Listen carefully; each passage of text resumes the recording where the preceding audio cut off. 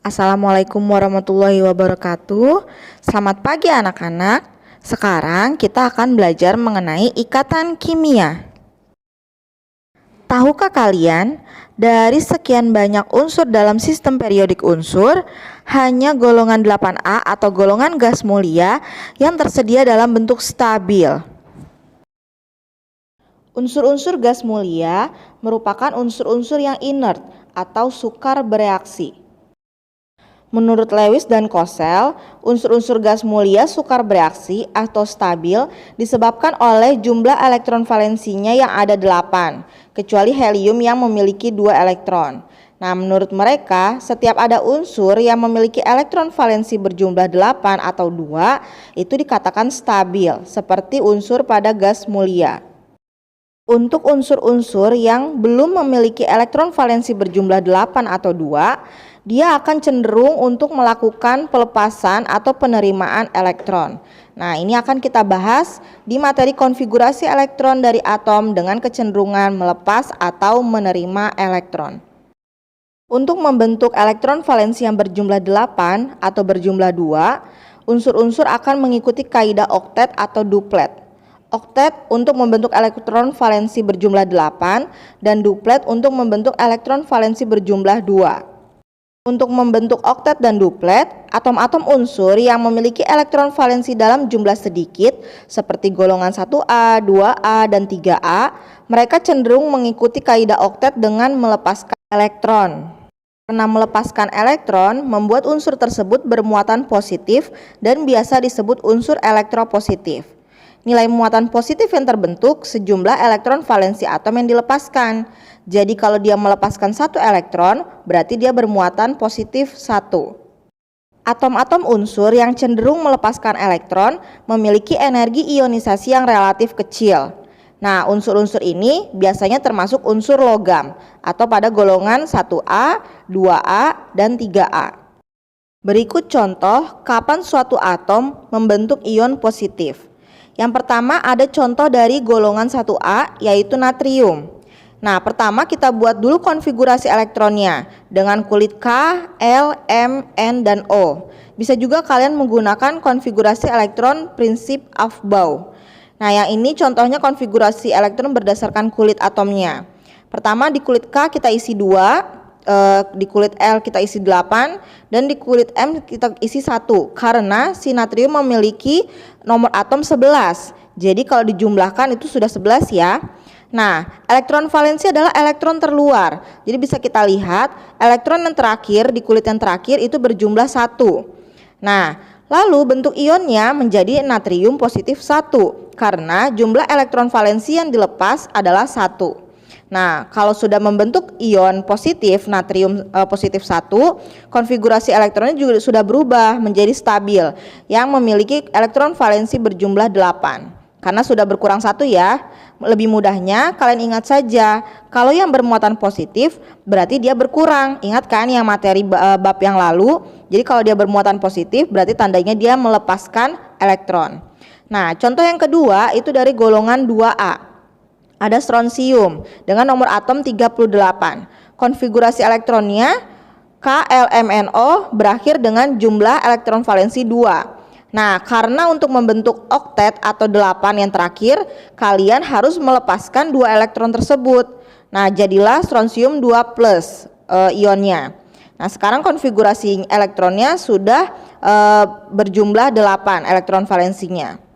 Dari sini bisa kita perhatikan bahwa untuk membentuk oktet atau elektron valensi berjumlah 8, si natrium harus melepaskan 1 elektron valensi yang terakhir dan membentuk Na+1 karena yang dilepas adalah elektronnya juga berjumlah 1.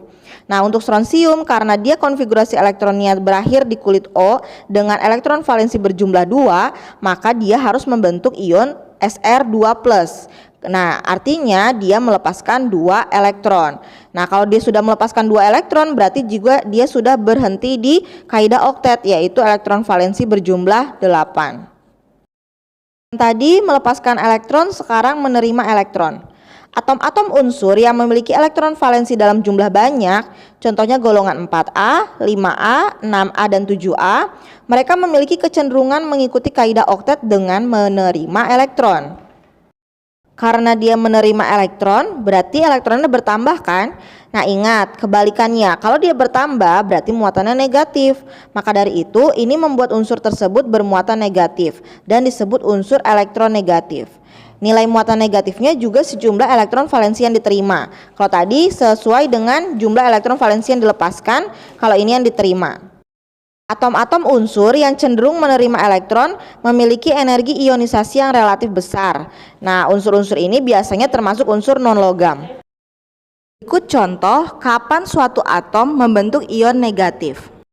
Contoh yang pertama adalah atom sulfur atau belerang dari golongan 6A. Atom sulfur memiliki nomor atom 16. Nah, jadi konfigurasi elektronnya 2 di kulit K, 8 di kulit L, dan 6 di kulit M. Nah, karena terakhir di kulit M berjumlah 6 elektron, maka elektron valensinya berjumlah 6. Nah, untuk membentuk oktet atau 8, berarti masih kurang 2 kan? Jadi dia butuh menerima elektron sebanyak 2. Nah, jadi bentuknya adalah S2-. Nah, setelah dia menerima 2 elektron, maka konfigurasi elektronnya menjadi oktet yang berakhir di elektron valensi berjumlah 8. Untuk contoh yang kedua adalah unsur Cl atau klor pada golongan 7A. Unsur klor memiliki nomor atom 17, maka konfigurasi elektronnya berakhir di kulit M dengan jumlah elektron valensi 7. Nah, untuk membentuk oktet atau yang berjumlah 8, maka dia masih kurang 1. Dia harus menerima 1 elektron. Karena menerima 1 elektron, maka dia akan bermuatan -1. Jadilah Cl-1, itu salah ya, harusnya Cl-1. Setelah membentuk Cl-1, berarti konfigurasi elektronnya sudah membentuk oktet atau memiliki elektron valensi berjumlah 8. Kesimpulannya, unsur belerang yang tadinya dia elektron valensinya 6, berarti dia butuh menerima 2. Maka dari itu, ionnya berbentuk S2-. Sedangkan unsur Cl atau klor, dia elektron valensinya 7, butuh menerima 1 elektron. Berarti dia membentuk ion Cl-1. Jika sudah memenuhi kaidah oktet yang berjumlah 8 elektron valensinya atau duplet yang berjumlah 2 elektron valensinya, maka unsur tersebut sudah bisa dikatakan stabil. Sekarang kita belajar membuat struktur molekul. Lewis menemukan bahwa titik bisa digunakan untuk menggambarkan elektron valensi dari atom yang terlibat dalam pembentukan ikatan kimia. Berikut gambaran bagaimana atom-atom dengan elektron valensinya. Untuk membentuk gambaran seperti ini, kalian harus menentukan terlebih dahulu konfigurasi elektron dari atom tersebut. Lalu kalian tentukan berapa jumlah elektron valensinya. Nah, nanti titiknya itu berdasarkan jumlah elektron valensi dari atom tersebut. Seperti natrium, tadi elektron valensinya 1 kan? Nah, makanya di situ Na-nya hanya ada titik 1. Lalu Sr tadi elektron valensinya berjumlah 2, makanya titiknya ada 2. Nah, sulfur tadi elektron valensinya 6, makanya di situ ada titiknya 6. Sedangkan Cl elektron valensinya 7, makanya di situ titiknya juga ada 7. Setelah bisa menggambarkan bagaimana bentuk atom dengan elektron valensinya, kita harus bisa menentukan PeB dan PeI. PeB adalah pasangan elektron bebas dan PeI adalah pasangan elektron ikatan. Nah, PeB sendiri adalah sepasang elektron yang tidak digunakan. Nah, bebas ya, jadi dia tidak digunakan, sisanya. Sedangkan PeI adalah sepasang elektron yang digunakan bersama. Jadi, dia ada dalam ikatan yang terbentuk dari atom-atom. Untuk lebih jelasnya, yuk kita perhatikan contohnya. Berikut cara menentukan PeB dan PeI. Yang pertama, tentukan dulu elektron valensi atom pusat. Yang kedua, tentukan PeI-nya, yaitu jumlah ikatannya. Dan yang ketiga, tentukan PeB-nya dengan cara elektron valensi dikurang jumlah ikatan atau PeI. Coba kita ke contoh soal. Yang pertama, kalian kan harus menentukan elektron valensi atom pusat. Nah, kalian juga harus tahu atom pusatnya yang mana. Di sini ada atom C dan ada atom H. 4 atom H.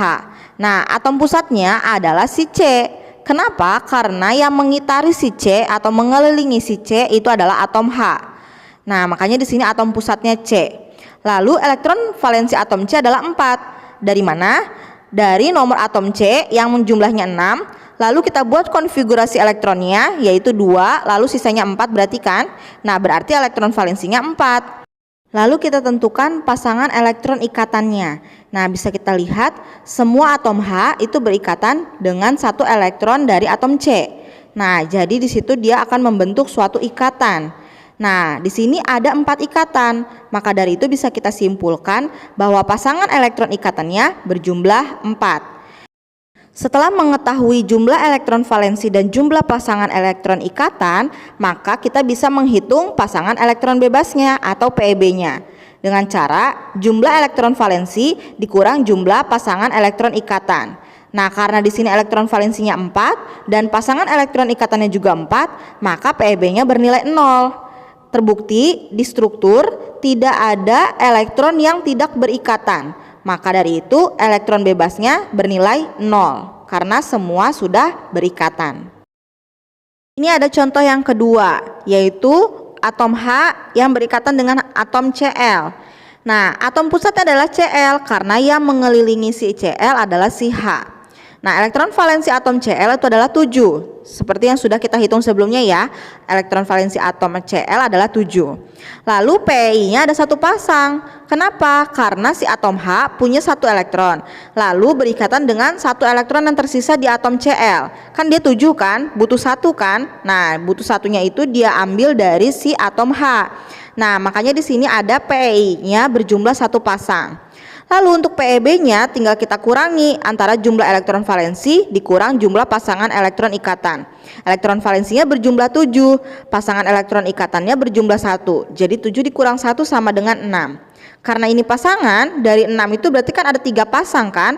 Maka dari itu PeB-nya berjumlah 3 pasang.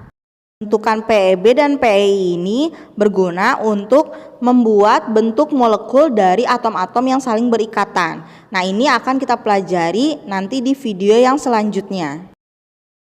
Sekarang kita kembali mempelajari macam-macam ikatan kimia. Ikatan kimia ada ikatan ion, ikatan kovalen, ikatan logam, dan ikatan hidrogen. Tapi yang paling penting kalian pelajari adalah yang 3 itu, ikatan ion, kovalen, dan logam.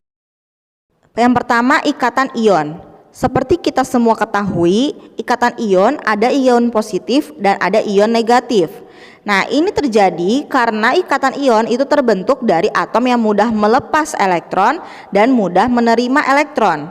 Kalau melepas berarti dia bermuatan positif, dan kalau menerima dia akan membentuk muatan negatif. Kita perhatikan contoh berikut. Di sini ada atom natrium dan ada atom klor.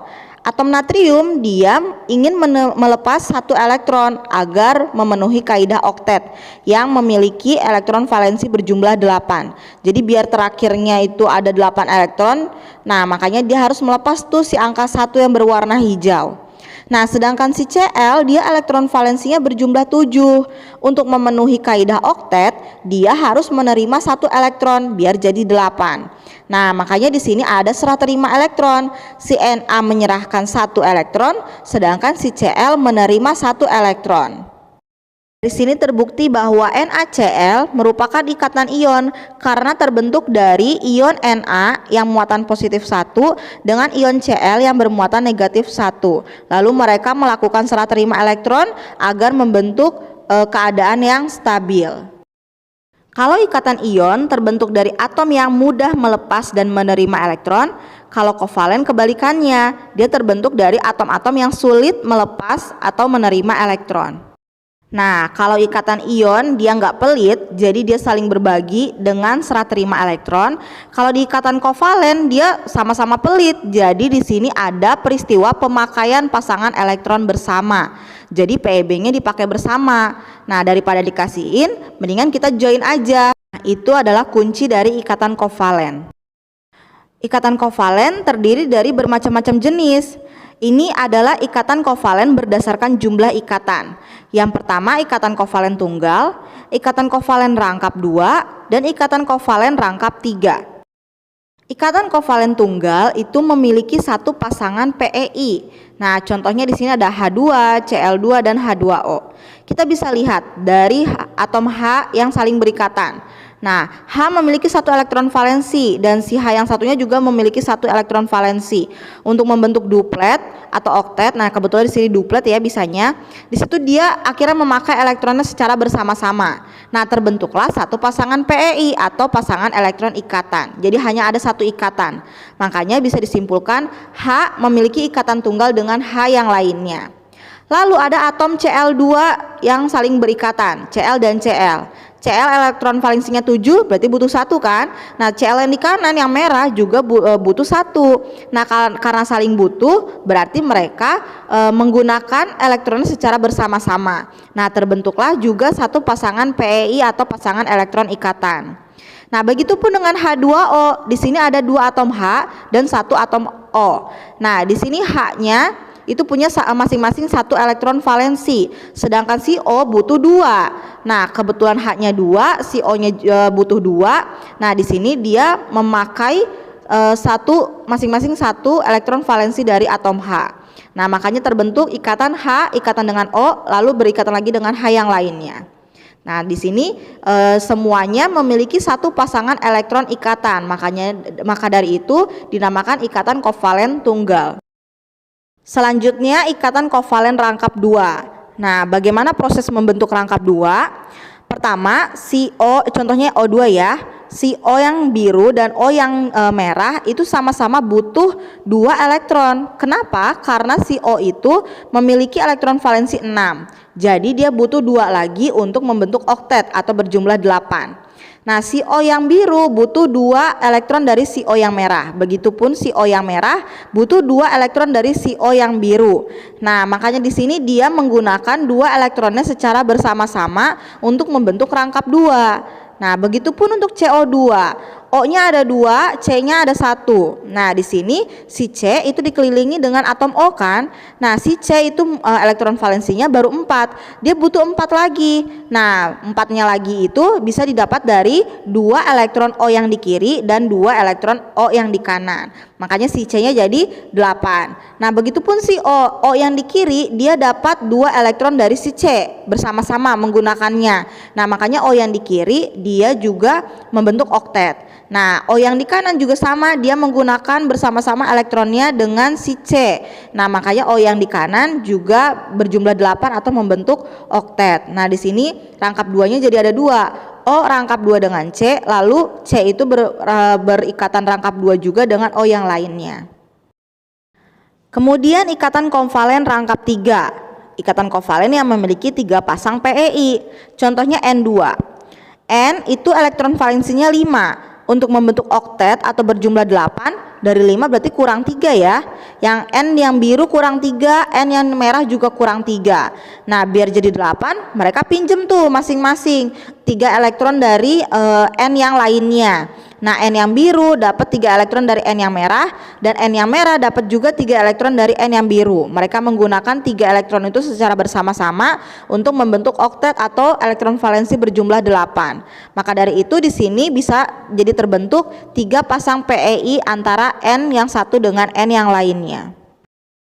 Selain berdasarkan jumlah ikatan, macam-macam ikatan kovalen juga ada yang berdasarkan sifat kepolaran. Ada yang ikatan kovalen polar, ikatan kovalen non-polar, dan ikatan kovalen semipolar. Kepolaran suatu atom ditentukan dari seberapa besar keelektronegatifannya. Nah, untuk yang pertama ikatan kovalen polar. Ikatan kovalen polar adalah ikatan kovalen yang PeI-nya cenderung tertarik ke salah satu atom yang berikatan. Maksudnya elektron tersebut akan tertarik kuat ke atom yang keelektronegatifannya lebih besar. Nah, seperti yang kita sudah pelajari sistem periodik unsur, yaitu bab yang sebelumnya, dalam HCl antara H dan Cl, keelektronegatifan si Cl lebih besar. Nah, kalau kalian bingung kenapa lebih besar, kalian buka lagi video ibu yang sistem periodik unsur. Kenapa Cl lebih besar? Nah, di sini Cl lebih besar, jadi atom Cl cenderung lebih kuat menarik atom H. Jadi yang ketarik ini adalah si atom H. Karena tertarik ke atom yang memiliki keelektronegatifan yang lebih besar, itulah yang menyebabkan ikatan tersebut bersifat polar. Selanjutnya ikatan kovalen nonpolar. Nah, kebalikannya, ikatan kovalen ini PEI-nya cenderung tertarik ke semua atom yang berikatan. Kalau tadi tertariknya hanya ke salah satunya saja, kalau ini saling tarik menarik. Nah, elektron yang saling tarik menarik secara kuat ke semua atom karena memiliki keelektronegatifan yang sama. Jadi kalau tadi kan salah satunya yang lebih besar, kalau ini sama-sama besar. Contohnya CaCl2. Nah, si Cl kan keelektronegatifannya lebih besar daripada Ca. Karena Cl-nya ada 2, jadi si Ca ini saling tertarik ke kanan, tertarik juga ke kiri. Nah, keelektronegatifan kedua atom Cl sama besar, jadi kedua atom Cl sama-sama menarik atom Ca dengan kuat. Nah, karena tidak bisa menarik ke salah satu pihak, maka dari itu inilah yang menyebabkan ikatan tersebut bersifat nonpolar. Terakhir, ikatan kovalen semipolar atau ikatan kovalen koordinasi. Nah, ikatan ini terjadi karena pasangan elektron yang dipakai bersama berasal dari salah satu atom yang berikatan. Lalu ada penjelasan, ikatan ini terjadi antara suatu atom yang mempunyai pasangan elektron bebas, berarti dia punya PeB, dan sudah mencapai konfigurasi oktet dengan atom yang lain yang membutuhkan 2 elektron dan belum mencapai konfigurasi oktet. Jadi yang satu sudah mencapai konfigurasi oktet, sedangkan yang satunya lagi belum mencapai konfigurasi oktet. Nah, untuk yang belum mencapai konfigurasi oktet, dia membutuhkan 2 elektron agar menjadi oktet. Maka dari itu dia akan berikatan. Nah, ikatan inilah yang dinamakan ikatan semipolar. Contohnya SO3. Nah, kalau kita ingat-ingat, kalau ikatan polar dia cenderung memberikan elektron karena cenderung tertarik, ya kan. Jadi dia jadi kasih aja deh karena udah ditarik kan gitu. Nah, kalau di yang ikatan nonpolar dia cenderung menggunakan bersama karena tarik menariknya sama-sama kuat. Nah, kalau di semipolar ada dua-duanya, ada yang diberikan, ada yang digunakan bersama. Contohnya begini, CO kan itu masing-masing elektron valensinya 6, dia butuh 2. Nah, dia menarik 2 elektron dari atom S. Nah, itulah di situ ada sifat polarnya. Nah, setelah CO masing-masing mengambil 2 elektron dari si S, berarti O-nya jadi oktet kan. Nah, berarti dia sudah selesai berikatan. Tapi si S ini dia tadinya 6 juga, dia harus jadi 8 juga dong untuk membentuk oktet. Nah, bagaimana caranya? Akhirnya dia menggunakan 2 elektron dengan O secara bersama-sama. Nah, disitulah ada sifat nonpolarnya. Makanya kenapa semipolar? Di situ ada gabungan ikatan polar dan ikatan nonpolar, seperti itu. Kesimpulannya, kalau ikatan kovalen semipolar, dia ada di dalamnya itu ikatan kovalen polar dan nonpolar sekaligus. Jadi CO itu membentuk ikatan polar karena dia menarik elektron dari si S, sedangkan si S itu adalah ikatan nonpolarnya karena dia menggunakan secara bersama-sama elektronnya dengan atom O. Nah, untuk video yang sekarang kita batasi dulu sampai ikatan ion dan ikatan kovalen ya. Sebenarnya ikatan kovalen masih banyak, jadi ikatan logam dan ikatan hidrogennya akan dijelaskan di video yang selanjutnya. Sekian, terima kasih.